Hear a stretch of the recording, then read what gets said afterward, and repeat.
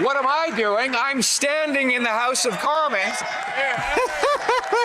Thought the ums and ahs were bad before. Welcome back to Moose and Loose. My name's David. Today we've got Mark Carney with a train wreck of a press conference, getting asked over and over about Donald Trump in English and French. He just mumbles and bumbles, noticeably stressed about the situation, panicking, trying to get the reporters off his back. But before then, we've got Pierre Poilievre in the House of Commons calling out Carney for not showing up for work. His press conference was done an hour after the House session. Carney could have gone to both. He chose not to. This is bad optics. He looks like a weak leader. Let's jump into this. Starting off this Wednesday session here, this is the typical one. For the past many years, Justin Trudeau would answer all of the questions, and what's happened here? Mark Carney didn't show up for work. You can see Pierre about to call this out. There's a bunch of empty chairs here. We don't have Francois-Philippe Champagne. I don't think Melanie Jolie's there. Oral questions. It's empty. The Honourable Leader of the Opposition. Who cares, Mr. Speaker? Monsieur le Président, le Premier Ministre. Mr. Speaker. Okay, so he goes into French as usual. They always do the first couple questions in French and then switch over. He's starting with the who's care message. This is what he's got to do. Nail down on this, because Mark Carney, the globalist elitist, having a moment there, not being a polished politician, truly told us how he feels. Who cares? Mark Carney doesn't care. As you can see, the Conservatives are capitalizing on this situation. Before we actually show the English part, I just want to show this. So in French here, they ask people from the backbenchers, to come and fill the seats. The win that he promised Canadians. So you can see they brought two people up from the back here, and you'll see a third one will come down after LeBlanc is done here. See, we've got another one show up and fill this seat because it looks awful. It's a Wednesday session and we don't even have the main players here, including Carney, Francois-Philippe Champagne, Jolie. They're all not there. Mr. Speaker, do you want the good news or the bad news? Well, in these times, I guess we'll have to start with the good news. It's all we've got. The good news is that David Eby, the Premier of BC, has absolutely no constitutional authority to block a pipeline. The bad news is that this Prime Minister does. Under Section 9210A of the British North American Act, works between provinces are exclusively the federal government's responsibility. So will the Prime Minister stop hiding behind the powerless Premier, get out of the way, and approve a pipeline to the Pacific today? Mr. Speaker, I'd invite the member opposite to buy a ticket to Calgary tomorrow to see how a federal government works with the provincial government to build Canada strong. I'd invite this guy to review Mark Carney's conflicts of interest and stop lying to Canadians in committee, which is perjury if done with intent. Tomorrow, the Prime Minister will wave around in the air a worthless piece of paper that he says that the Premier of BC can veto any time he wants. Here's the political problem he has. Canadians want a pipeline. They know it's the best way to get our resources to market going around the United States of America, but his Keep It in the Ground caucus is standing in the way. Why doesn't he stand up to them and stand up for Canada? This is so pitiful. I mean, Mark Carney didn't show up for work here. The Conservatives are running buck wild with this, as they should be. The whole who cares thing, as we can see on Poilievre's account, they've run a new ad here. This is brilliant. Elbows up didn't do anything, did it? Hundreds of Canadian auto workers will soon be out of jobs, and General Motors is blaming American tariffs. When was the last time you spoke to the president? Who cares? I mean, it's a detail. It's a detail. I spoke to him. I'll speak to him again when it matters. From manufacturing to transportation, industries hit hardest by tariffs are also getting hit hard by job losses. Windsor now has an unemployment rate of 11.1%. In Oshawa, it's climbed to 9%. Here, General Motors is slowing production at this plant because of tariffs, forcing one of its parts suppliers to lay off 250 workers. Who cares?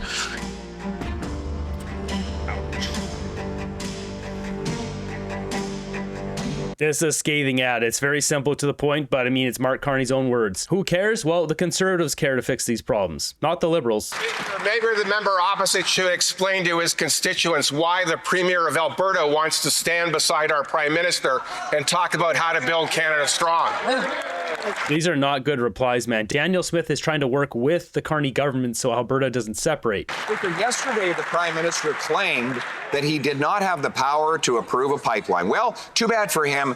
The Constitution is public. 9210A says that it is exclusively a federal responsibility. He happens to be the Prime Minister, and he asked us to pass emergency legal powers in C5 to give him the personal authority to overturn any any regulation in order to get the project done. In other words, this government has the exclusive power. He has the exclusive legal authority. Will he match that authority with responsibility and approve a pipeline to the Pacific today? Mr. Speaker, what this Prime Minister is doing is leading. He's leading on building national projects. He's leading on building port capacity. He's leading on making Canadian steel. Port capacity. We have a new potash export terminal being built in Washington because Carney's Liberal government is so incompetent. Lumber, aluminum, and various commodities more available for homes, for big projects, to put people, unionized people, men and women from every part of this country to work building our great country. That's what this Prime Minister is doing. He's leading. What is the Leader of the Opposition doing, Mr. Speaker? The reason why Carney kept McKinnon is he's such a good liar. He's probably one of their best liars. He's the most showmanship. What am I doing? I'm standing in the House of Commons. Right. Where is he? There's Waldo, Mr. Speaker. He's hiding. We know he's in the House of. We know that he's in Ottawa today. We know that he's in the. I think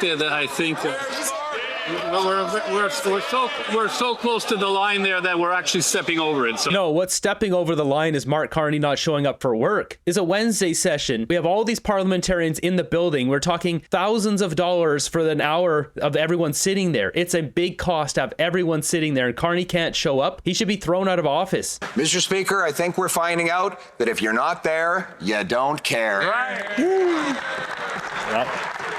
Yesterday, the Prime Minister said, who cares that Canadian workers are losing their jobs because he broke his promise to get a deal? We care. Why doesn't he show up and prove he does too?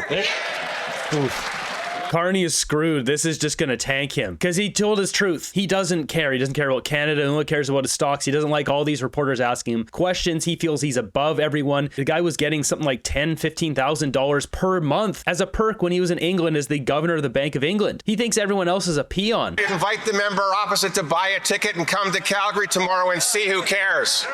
Hodgson's basically saying they're signing this memorandum of bullcrap tomorrow. It doesn't mean anything. This is just stringing along Alberta. We've gone from elbows up to who cares under this Prime Minister.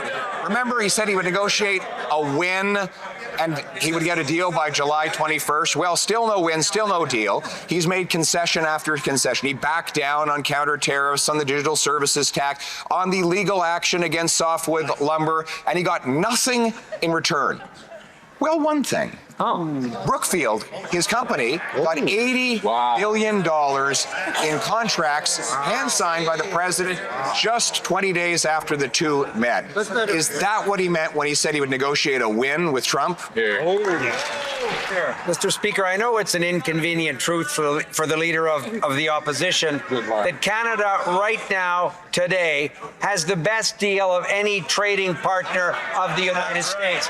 No, yesterday Mark Carney said that since he became Prime Minister, Canada has the best deal. That is a blatant lie. That's taking credit for the CUSMA agreement from Chrystia Freeland in 2018. That should be some sort of penalty, an ethics or a code of conduct violation for lying to Canadians. He went on to say that he has the best budget in the world. He has the most new trade deals in the world. These are all rampant lies. These liars need to be thrown out of this building. These people are being paid hundreds of thousands of dollars a year, and they're outright lying to us. They pay CBC and the mainstream media to lie for them. This is disgusting and deplorable. Enough is enough with this bullcrap. So as I'm filming this, Carney just made his steel announcement here. Among new measures limiting foreign steel imports from countries without free trade agreements with Canada from 50 to 20% of 2024 levels. This is aimed at reducing Chinese steel imports. The government will also reduce quotas for countries with which Canada has a free trade agreement from 100% to 75% of 2024 levels. Government will also cut freight rates for ship steel and lumber across Canada by 50% starting next spring. He goes on to talk about prioritizing more steel for Canadian-built projects by Canadian policy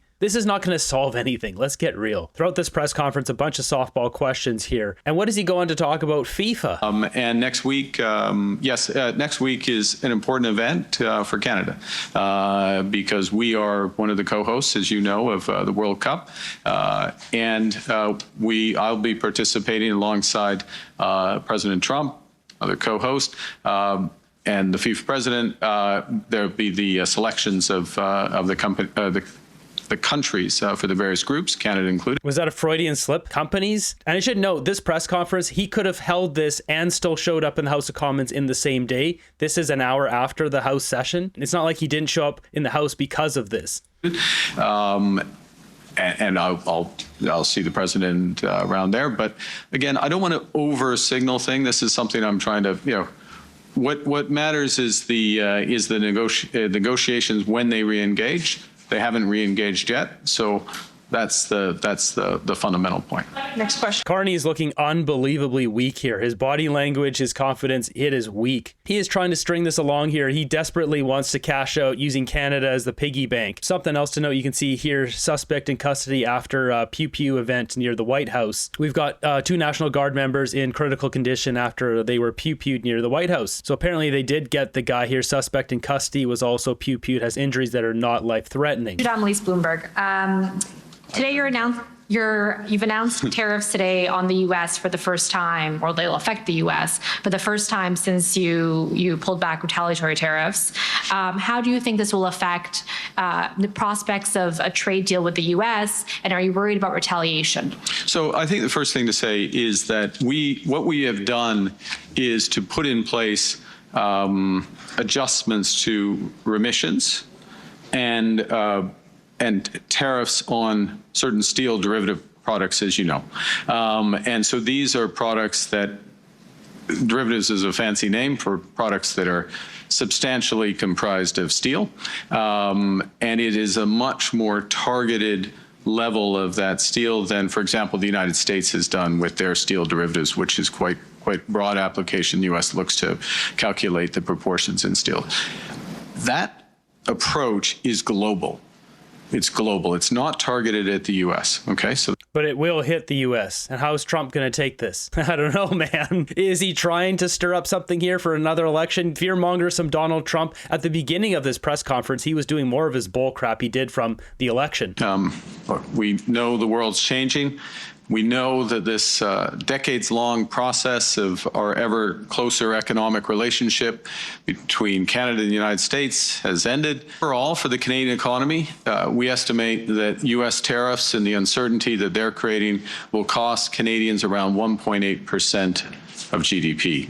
That's about $50 billion lost from our economy, or the equivalent of $1,300 for every Canadian. And this is happening fast. It's a rupture, which means that our economic strategy needs to change dramatically and rapidly.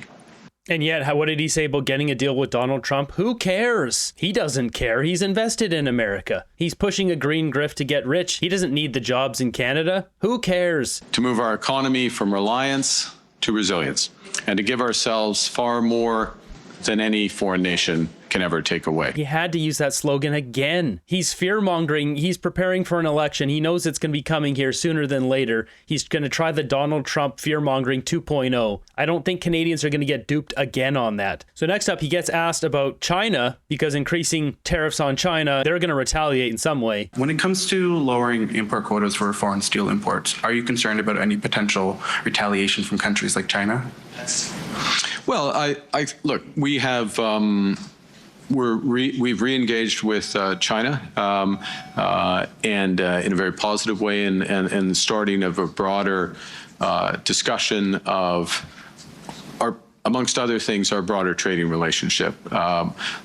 There's this sector, there's clean energy sector, there's a series. He always seems to light up like a Christmas tree whenever he says clean energy and he's mentioning China. Of important issues on the agricultural side, the seafood side. There's opportunities for Canada on the lumber side, et cetera, et cetera. Et cetera, et cetera. Out of all those things he named, what was the first one he named? Clean energy. This guy telegraphs what he's thinking. He doesn't realize it. He's not a trained politician. Connecting the dots, we can see what Carney's doing here. He's working with Xi Jinping. He wants that clean energy to come over. This is big business for China and big profits for Mark Carney here. He needs China on board for not only net zero, but the carbon credit system. If you look at what's happening in the world, given the changes, the fundamental changes in tariff policy, you see a number of jurisdictions starting to make adjustments because of the reallocation of capacity. I'll just refer to the European Union has proposals around restricting free trade partners to 50% of, or 48% to be precise. To be precise, why is that his first example? Why does he precisely know it's 48%? You can tell where all of his energy goes. The countries, the policies, the people. This guy telegraphs exactly what he's doing here, who he interacts with. They just sent $500 million of our money over to a space agency in Europe that Brookfield is a co-owner of that building. And this guy's top example here, European Union. And to clarify, when you go to the U.S. next week, apart from the FIFA draw, will you be looking to officially restart trade talks with the U.S. again? Look, it's, again, I don't want to over-dramatize it, so I will repeat that we are ready to re-engage on those talks when the United States wants to re-engage. He looks like a defeated little boy here. Trump is cleaning his clock, and everyone's starting to see this isn't the guy who's going to get a deal. He can't get a deal. He doesn't want to get a deal. He wants to have majority government is what he wants. Carney getting hammered here. I'm just wondering if Canadians should interpret today's announcements as a concession that there's no deal in the near future for the steel and lumber sectors. That's exactly what I was thinking. If you're changing the tariff rules with Canada, you're clearly not getting a deal with America. The question is this intentional? You should interpret the announcement that this government will do whatever it takes to protect our sectors. We're going to build this country at a scale and at a pace. You mentioned in French that you had a conversation with Donald Trump over the last 24 hours. Yeah. Can you elaborate on that, please? And also, when you go to Washington next week, will you bring up with him the pain that our sectors are currently facing and, talk about re-engaging? What's with the smile? He's either got the duper's delight or he's trying to hide his failures with a little cheeky smile. Sectors are currently facing and, talk about re-engaging? I'll bring up with him what I bring up with him when I...